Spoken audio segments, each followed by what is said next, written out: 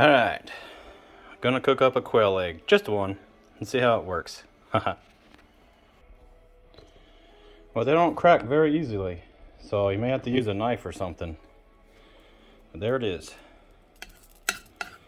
Scrambled quail egg.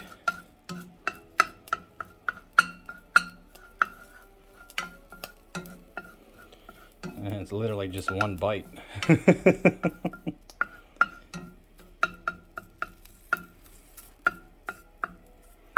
Pretty much gonna eat it raw the first time.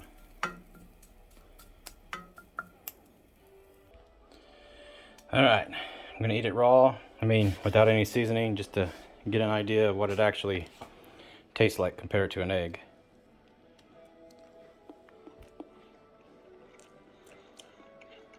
I would say it tastes almost exactly the same. Maybe a little bit deeper flavor, but you could barely tell the difference. Pretty good.